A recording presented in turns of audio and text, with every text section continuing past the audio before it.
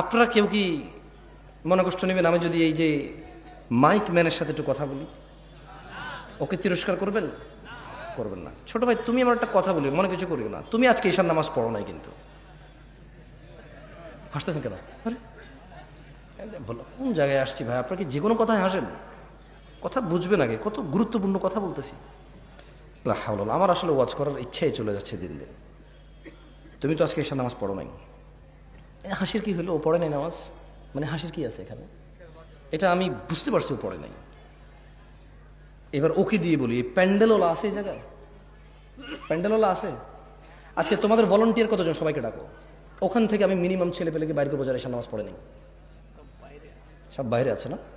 ঠিক আছে, আমি চলে গেলাম। ইনশাল্লাহ ওয়াজ শেষ করে তোমরা কালকে বিচার করিও তোমাদের, যে তোমাদের ভলান্টিয়ারদের মধ্যে কত ছেলে ইভেন নামাজ পড়ে না ঈশার, কিন্তু ওরা ওয়াজ করাচ্ছে আমাকে কত দূর থেকে নিয়ে আসা। ওদের কথা হচ্ছে সারা বাংলাদেশের, সারা শিবগঞ্জকে হেদায়েত করে দেবে। তাহলে কোনো মানুষ আর খারাপ করবে না, সব খারাপ আমাদের। কারণ হুজুর নিয়ে আসছি দূর থেকে, সব মানুষের হেদায়েত করে দেবে, কেউ আর অন্যায় করবে না। তাহলে একমাত্র অন্যায় করার বাকি কে থাকে? আমরা।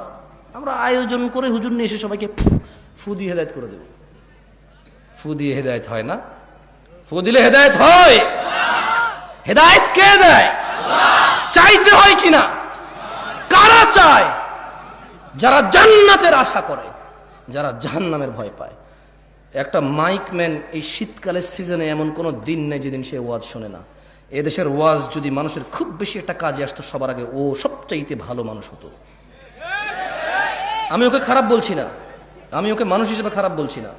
আমার ওয়াজ যদি কারো কাজে আসতো, আমি বিলিভ করি প্যান্ডেলওয়ালা, মাইকওয়ালা আর স্বেচ্ছাসেবক ভলান্টিয়ারদের সবার আগে কাজে আসতো। কিন্তু আমি দেখেছি এদেশের আয়োজকদের মধ্যেই বেনামাজি, ঘুষখোর, সুদখোরে ভরপুর থাকে। দু একজন ভালো থাকে, দু একজনের ইচ্ছা চেষ্টায়। বাকিরা যে সাড়া দেয় এটার জন্য তারা নেকি পাবে যদি তারা নামাজি হয়ে মরে। আর বেনামাজি মরলে ওর হিসাবেই আসবে না। আল্লাহ আমাদের বোঝার তৌফিক দান করুন।